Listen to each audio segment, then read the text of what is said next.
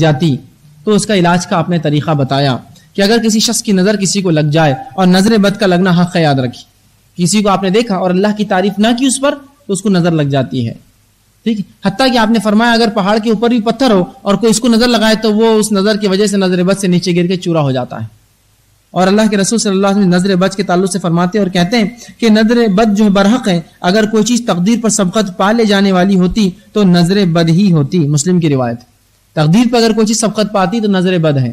اسی طرح آپ صلی اللہ علیہ وسلم فرماتے ہیں ایک دوسری روایت کے اندر جو کہ صحیح الجامع کی روایت نے فرمایا، اللہ کی تقدیر و فیصلے کے بعد سب سے زیادہ میری امت کے لوگ جس چیز سے مریں گے وہ نظر بد ہوں گی۔ لوگوں نے کہہ دیا کیا خوبصورت انسان ہے اور بخار آ کے مر گیا ہو، اور کیا اچھا فلاں ہے اور وہ اس کو فلاں ہوا بیمار ہوا اور مر گیا ہو۔ تو اگر رسول اللہ فرماتے ہیں میری امت میں تقدیر کے بعد اللہ کے فیصلے کے بعد اگر کسی چیز کی وجہ سے لوگ مریں گے سب سے زیادہ تو نظر بد کی وجہ سے مریں گے۔ ہم ذکر و اذکار کرتے نہیں، اگر ہم یہ کہتے کسی کی اچھائی دیکھ کے ماشاء اللہ، تب کہاں نظر بد لگے، لیکن آپ نے کہا ارے باپ رے، ارے اماں رے، ارے کتنا اچھا ہے رے، اور نظر بد لگ گئی اور فوراً انسان بیمار ہوا۔ رسول اللہ کے دور میں ایک واقعہ ہوا، آپ صلی اللہ علیہ وسلم نے ایک صحابی کو دیکھا، وہ اچانک اچھے تھے اور کبھی چھوڑ گئے بیمار، بخار آ گیا شدید تیز۔ کسی نے رسول اللہ اسے کہا ہے تو کہا اللہ کے رسول وہ تو بیمار ہو گیا، کہا ابھی تو اچھا تھا، کہا لیکن بیمار ہو گیا۔ رسول اللہ اس کے پاس گئے، کہا کیا ہوا؟ تو کہا اللہ کے رسول میں ایک شخص کے پاس میرے گھر میں ایک شخص آیا اور میں اپنا لباس بدل رہا تھا تو اس شخص نے دیکھ کر کہا کہ جو ہے تمہاری جلد تو اتنی خوبصورت ہے، کماری لڑکیوں کی بھی نہیں ہوتی، وہ بڑے خوبصورت تھے صحابی دیکھنے دکھانے میں۔ تو بس اس نے یہ کہہ کر چلا گیا اور بس مجھے بخار چڑھ گیا۔ اللہ کے رسول نے اس شخص کو بلایا اور بلا کر کہا کہ تم اللہ کا ذکر یا جو ہے تم نے ماشاءاللہ کیوں نہیں کہا جب اس کو دیکھا؟ کیا تم اپنے بھائی کو مارنا چاہتے ہو؟ اس کی موت تم چاہتے ہو کہ مر جائے؟ تو کہا اللہ کے رسول نہیں، تو کہا وضو کرو، اور اس شخص کو اللہ کے رسول نے وضو کرایا اور پانی ایک ٹب میں جمع کیا، چونکہ معلوم تھا کس کی نظر لگی، اور اس کے بعد اس شخص کو جس کو نظر لگی تھی اس کو بٹھایا اور اس کے سر سے وہ پانی ڈالا جو اس کے وضو کا پانی جمع کیا گیا تھا۔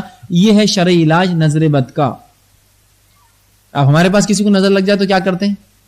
شرعی علاج کا اب معلوم بھی ہو گیا تھا کہ نہیں کراہت آتی ہے، کلی کریں گے اس میں ناک کا پانی وہ نہیں کر سکتے، کراہت کرتے ہیں لوگ، نہیں وضو میں یہ سب ہوں گا، ناک میں پانی لیں گا، کلی کریں گا اور پانی کو جمع کر کے اس کے سر پہ ڈالا جائے گا جس کو نظر لگی ہے، اور جب وہ صحابی کیا گیا وہ اچھے ہو گئے۔ اب اس چیز کو ہم تیار نہیں ہے قبول کرنے، اس لیے کہ اس میں گندگی شامل ہے۔ اب آئیے ہم جو علاج کرتے وہ کیا ہے؟ سب سے گھٹیا اور گندی چیز اٹھا کے لاتے گھر کی نظر لگی تو کیا؟ جھاڑو۔